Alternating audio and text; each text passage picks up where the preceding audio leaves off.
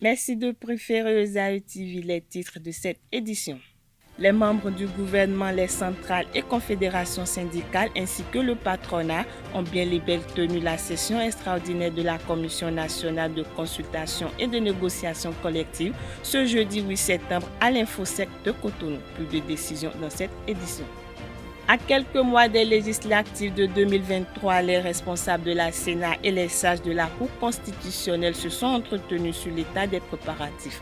Plusieurs points ont été abordés. Nous y reviendrons dans cette édition. En sport, le tournoi international des zones Ouest et Centre-Afrique de tir à l'arc a été lancé ce mercredi 7 septembre au stade de l'Amitié Général Mathieu Kérékou. Les ambitions du dit tournoi ont été relevées par le président de la Fédération béninoise Sport Zinsou.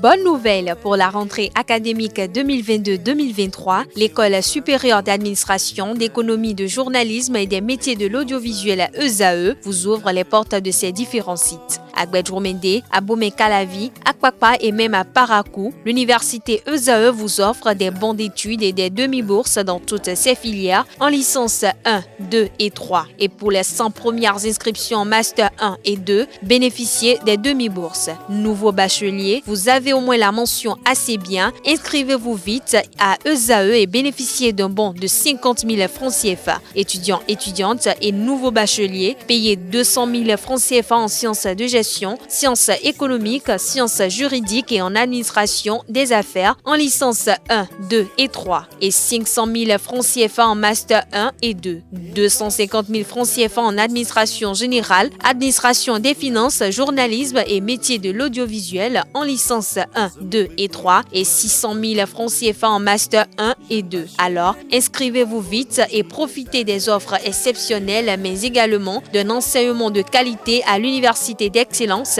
ESAE. Infoline 90 93 65 21 ou le 98 98 14 00. ESAE, l'excellence à un nom.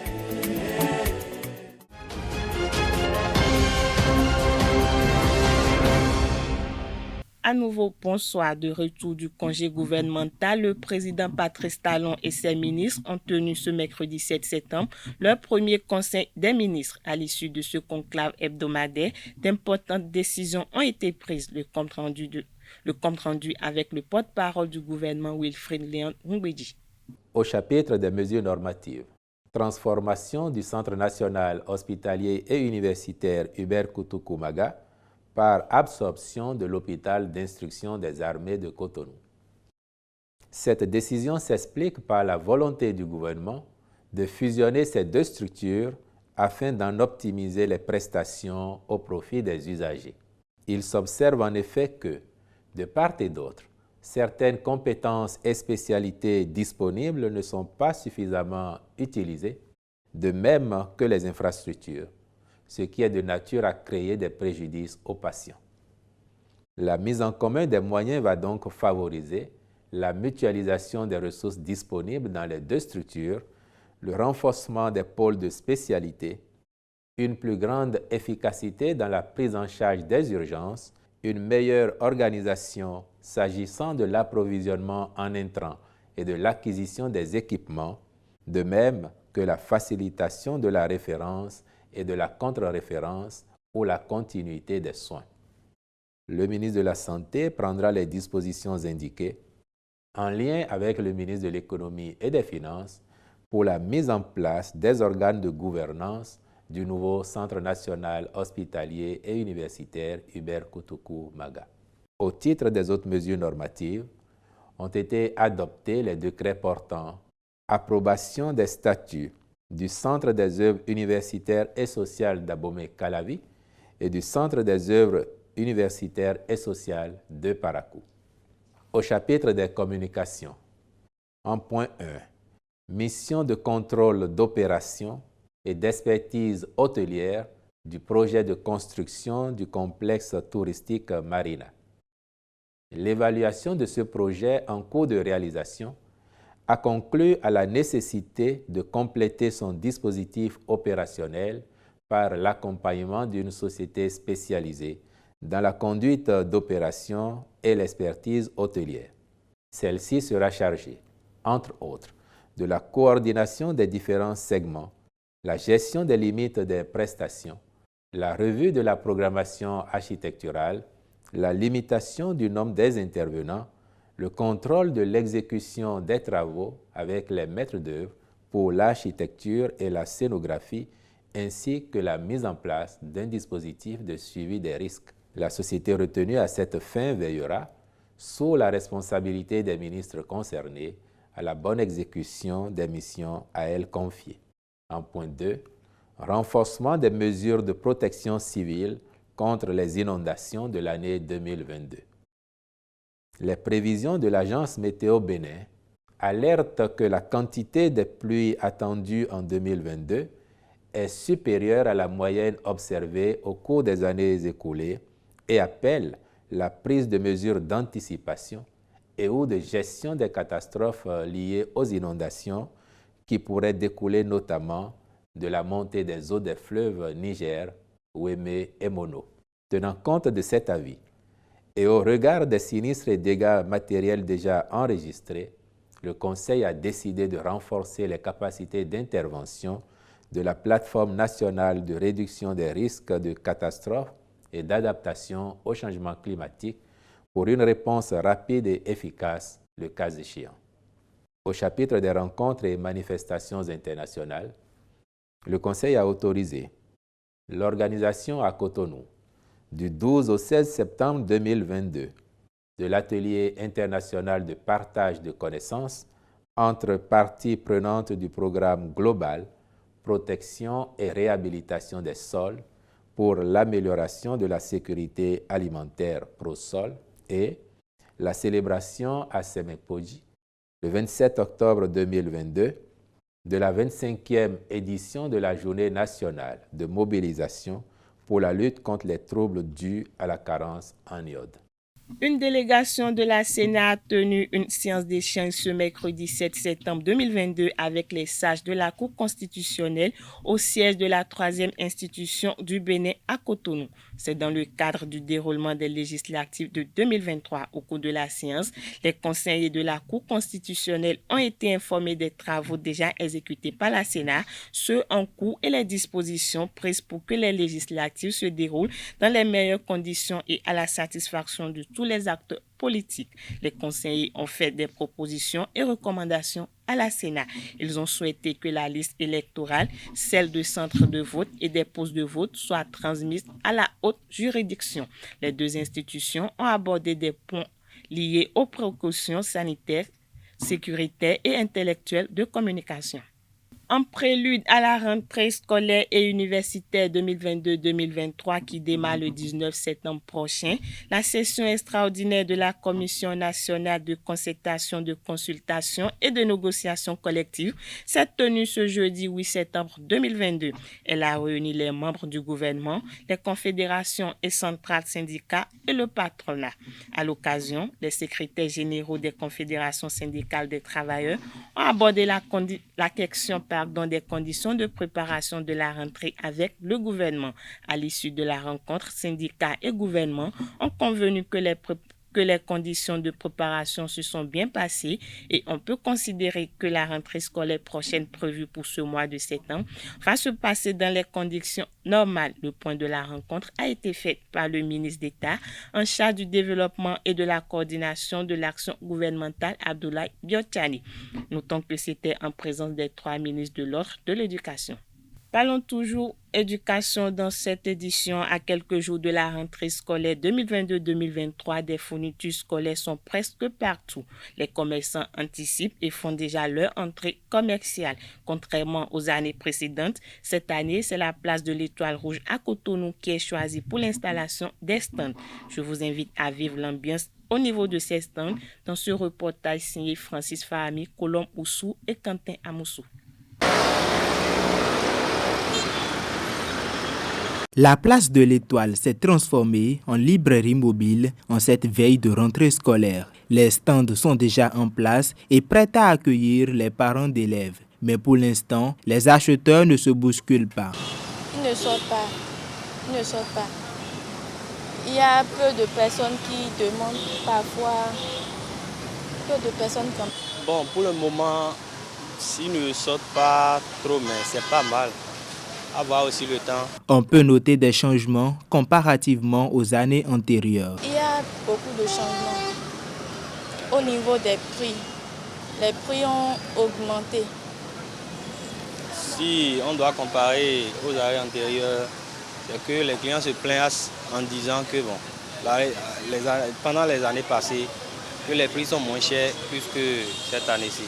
Donc c'est ce genre de problème qui se pose, mais finalement, on arrive à les convaincre pour qu'ils puissent prendre ce qu'ils veulent. Je suis venu acheter les cahiers, mais je vois que les prix sont un peu élevés. Je suis venu acheter les fournitures. Voilà. Tout va bien. Hein. Les fournitures sont excessivement moins chères. On dirait même que l'État a subventionné les cahiers et fournitures. Donc ça va très bien dans le pays. Les vendeurs rivalisent de stratégies pour attirer la clientèle. L'alignement maintenant, on se fait voir par nos uniformes, tu comprends. Et il y a aussi la manière dont nous discutons avec nos clients. Oui, mais si les clients sont énervés, bon, on ne fait pas chose là, quoi. Donc c'est un peu ça. Et aussi on fait des remises. Si tu prends beaucoup de choses, on te fait remise. Quoi qu'il arrive, les élèves béninois reprennent le chemin des classes le 15 septembre prochain. À travers un communiqué, le ministère de l'Enseignement supérieur de la Recherche scientifique appelle les retardataires à vite s'inscrire sur la plateforme après mon bac. C'est dans le cadre de la sélection et l'attribution des bourses et aides universitaires. Dans la note, le ministère rappelle que le dernier délai pour la fermeture de la dite plateforme est fixé au dimanche 11 septembre prochain. Les retardataires sont donc priés de faire diligence pour faire leur choix, car aucun délai supplémentaire ne sera accordé. La place du souvenir, appelée place des Martyrs, est une place de la ville de Cotonou au Bénin. Elle a été érigée le 16 janvier 1979 en mémoire des fils morts en défendant la patrie le 16 janvier 1977. Sous le régime de la rupture, la place a fait peau neuve. Anel Dourou nous emmène sur les lieux de cette place entièrement rénovée. Suivez ensemble son commentaire. Situé dans le quartier Rêve-Vive, en face de la télévision nationale, sur l'angle entre la rue 390 et la route de l'aéroport, le monument de la place du souvenir, anciennement appelé place des Martyrs, brille de toutes les couleurs. Réalisé autrefois avec l'appui de la République populaire démocratique de Corée et inauguré le 16 janvier 1979, la place du souvenir, symbole de la défense de la patrie par des hommes et femmes du Bénin partant au combat, a pris sa toilette il y a peu et séduit tous par son nouveau visage. Le nom, la place des Martyrs, a été donné au monument en l'honneur des 7 Béninois, 6 militaires et 1 civil qui ont péri lors de l'agression mercenaire contre le Bénin dirigée par le Français Bob Denard le 16 janvier 1977. Les 7 civils, Toto Paulin, Mpo Pascal, Bamboche Abiodun, Komlan Sylvain, Lassisi Yessoufou, Alassane Kassim et Mathieu Tossou reçoivent par ce monument de vibrants hommages tous les jours. Des hommages qui tiennent à cœur au président de la République du Bénin, Patrice Talon, qui n'a pas omis ces lieux dans son programme de rénovation des places publiques. Fiers, les Béninois ne passent sans laisser un regard admiratif sur ce monument. L'église du christianisme céleste, communément appelée Gbigbo-Wiwe, a vu le jour sur la terre de Wigbadia, ici au Bénin, et c'est par le biais du révérend pasteur Otiofa, natif de Porto Novo. Suivez cet extrait de Georges Aïnou, suprême évangéliste et vice-président de l'église Saint-Gabriel de Koukoukodji. Il est au micro de Jacques Marion d'Almelda. Meji ago bombodo wa azode wa azode dahoe mauzwen wetubo minado do hoton do kleme bo mi me nya gusion lo ton bile minatun meji ago bombo wa wetubo ena jibili uzuzep oshofa toton po no ton po endo ejivio viton le no ku ye jivio vinoku kaka bo toton wa do nu ma o do jide ke bonu emi jivie lo bonu edo gbe o emi na ze joni fide do do jide ke nu emi jivio emi na ze joni oni ko bile wo ene donc vik pagbeton we ni papa mi to osofa neyin vik pagbeton we nu ye ji o nu gbo toton zebo ezejo nu pasteur protestant ton le bo eno fine bo wazo bo yazo me kakaka bo de je ko de be na je o e wa je azo plonji meniseur bo ero pipon we bo de no meniseur plon e kaka e wa yi libération de go si fine gbeto de yan fafa we no ku azo ton pataki no de protestant we no protestant we no yi fafa we no ku bo e ko papa mi ton daro nyasu Nathanael yeme we le we do fine bo no wazo mon coton we ti bo ma o na yure bo na zun azo e ko e go si me bo wa ti de yin agun de irodo serafeno seri ben le me bo no fine protestant de go si protestant e wa no fine bo wazo bo do celui de prière da kodokpo bo wazo do fine kaka bo wa go si fine we de go si fine on asiton popo de go si fine bo ma ona do zun azo yero mama yaman ni kotono ni posu felicia e we no yero asiton ene do bo we no e ma o jan yuro bo na zun azo e do ni lo jire ke emi je yi azo de wa gbe ma o se mi do mission mais mi ko tu fie mi ko yingbe o bodo de ke ni blo ndu mi na ze bo na ze yi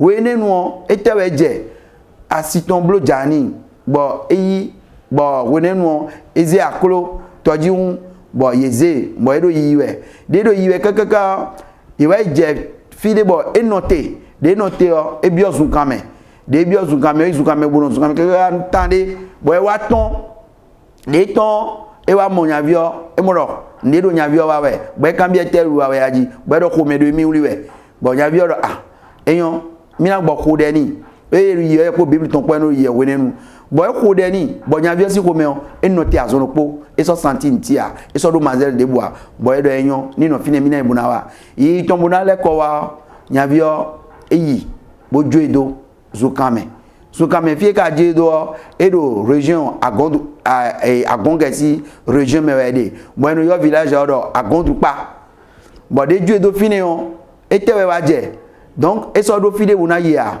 echi zukame de do zukame ti to do wele nu one do 22 mai 1947 kwero minando de que eblo 74 ans di we nu mo koton jeru benesi aikumaji bo de ju bi zukame on ma ou clair ndele oui nous nous comptons de ma ou clair ndé ato wewe ewe ma ou clair nous comptons ne nous we go eblo de yin kevide timbo no yoro pan ko kede we do didoni ne bo e wa se dans mon coton e wa bo nous atone le de clair ne uzun kamero we ne no bo edo mo bro ma uzun azonu bo edo timeton konko edo jide ko do agun me e na wa je bon nous susu na wati bo goyi na wati to agun me bo me vivre na wati bo adigan le na wati lo agun lo me bo me le na do emi le wani pasteur emi le wani le donc go 2000 ton nous mon coton le na je bo yi won mon coton bo dora yi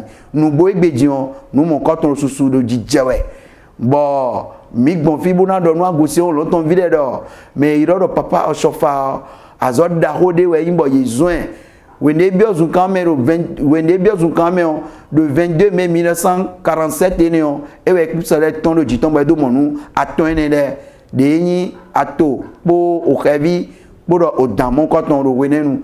Du christianisme céleste, parlons à présent de tradition avec l'instructeur spirituel Euseb Awandino. Il parle du culte voué aux ancêtres et son processus pour recueillir par Jacques Marion d'Almeida. Alors, quand on parle de la primaire des ancêtres, nous avons le mot man, qui est issu d'un ancien mot égyptien appelé Imana, qui veut dire simplement indice capacitaire ou qui veut dire simplement potentiel capacitaire ou qui veut autrement dire aussi, je dirais, la mémoire. Nous sommes d'accord? Donc, quand on parle de la mémoire d'une chose. La mémoire d'une chose, c'est l'indice capacitaire, c'est le discours, c'est même le potentiel, c'est la force capacitaire d'une chose. Nous sommes d'accord? Maintenant, chaque âme a sa mémoire. Chaque âme a son indice ou a son potentiel ou a sa force capacitaire. Est-ce que vous comprenez? Donc, après le départ de cette âme de ce monde, cette force capacitaire ou cet indice capacitaire peut être une source d'inspiration pour ceux qui sont vivants. C'est là où on a dit quoi? Quand on parle du monde des ancêtres, le monde des ancêtres, c'est la mémoire des ancêtres. Est-ce que vous comprenez? C'est l'indice ou bien c'est le disque ou même c'est le potentiel capacitaire des ancêtres. C'est la mémoire des ancêtres. Vous voyez? Et selon la tradition africaine, même depuis l'Égypte antique, les anciens n'installaient pas dans, je dirais, le sanctuaire de la mémoire des ancêtres, n'importe quelle mémoire de l'ancêtre. Non. Il y a une différence entre le culte offert au moment des ancêtres et le culte fait aux ancêtres. Le culte fait aux ancêtres est une aberration. Est-ce que vous comprenez? Par contre, le culte fait à la mémoire des ancêtres est quand même divin. Parce que d'abord, selon la tradition spirituelle authentique, ce n'est pas la mémoire de n'importe quel ancêtre qu'on met dans ce sanctuaire-là. Est-ce que vous comprenez? Souvent, c'est ceux qui ont été des héros, ceux dont leur passage ont été utile à l'évolution de l'humanité. C'est ces gens-là, c'est leur mémoire qu'on conserve dans ce cercle secret qu'on appelle le monde ou la chambre, le sanctuaire du monde des ancêtres. Afin que tout le temps, lorsque nous fassions, quand on va faire référence à cette sanctuaire, quand on va implorer la mémoire de ces ancêtres, que ça peut être une source d'inspiration pour ceux de vivants. Est-ce que vous comprenez? Je vais donner des exemples. Toute votre vie est d'abord résumée dans votre mémoire. Vous êtes d'accord? On peut retrouver les atomes de votre existence ou de votre vie dans votre mémoire. Et ça, si vous me comprenez. Lorsque quelqu'un a été un brigand dans sa vie et vous conservez sa mémoire, dites-moi, lorsque les gens vont vouer des cultes à cette mémoire, en quoi cette mémoire sera une source d'inspiration pour les gens, pour ceux vivants? Est-ce que ça c'est une source d'inspiration à la haute et je dirais criminalité ou quoi? Donc voilà le pourquoi ce n'est pas la mémoire de n'importe, c'est pas le monde de n'importe quelle âme que nos anciens prenaient pour constituer le monde des ancêtres. Donc le monde des ancêtres, le monde de nos ancêtres, ce n'est pas n'importe quelle mémoire. Est-ce que vous comprenez? Voilà ce que ça veut dire. C'est le culte offert au monde des ancêtres est divin. Et la métaphysique qui se cache, voilà, qui se cache que par contre, les cultes offrés ou les cultes voués aux ancêtres, c'est là qu'il faut, c'est ça là qu'il faut ignorer, c'est ça là qu'il faut boycotter. En sport, le tournoi international des zones Ouest et Centre-Afrique de tir à l'arc Tizo Kata revient dans le giron des compétitions après 2 années d'arrêt. La 12e édition bat son plein depuis ce mercredi 7 septembre 2022 au stade de l'Amitié Général Mathieu Kérékou. Récit, c'est Tondelarius Adjagbeno. Après 2 ans d'hibernation en raison de la pandémie de Covid-19, les archers des zones Ouest et Centre-Afrique retrouvent la compétition avec la 12e édition du Tizo Kata au stade général Mathieu Kérékou de Cotonou. C'est une compétition de relance. Nous attendions 8 pays, mais aujourd'hui nous en avons eu 6. Et c'est un honneur pour nous d'avoir eu le Nigeria, le grand voisin, qui a fait une forte délégation et qui est venu. Quelque part, ça rehausse le niveau de la coopération entre le tir à l'arc béninois et le tir à l'arc du Nigeria. À partir de ce 7 septembre 2022, les archers béninois vont challenger avec leurs homologues de la Côte d'Ivoire, de la Guinée, du Niger, du Nigeria et du Togo pendant 4 jours en tirant à l'arc classique sur 70 mètres, à l'arc local sur 20 mètres et à l'arc classique sur 60 mètres chez les moins de 18 ans. Bon, nous avons des équipes qui sont leaders via la Côte d'Ivoire et le Tchad qui ont depuis un certain temps tenu la dragée haute dans les compétitions du Tizo Qatar parce qu'ils ont la chance d'aller dans les tournois du monde, les championnats, les Jeux de la jeunesse, des Jeux olympiques. Donc nous sommes en train de reprendre et nous pensons que nous allons les rejoindre d'ici à là. Les autorités du sport béninois sont engagées aux côtés de la Fédération béninoise de tir à l'arc pour la réussite du 12e tournoi international des zones Ouest et Centre-Afrique, Tizo Qatar.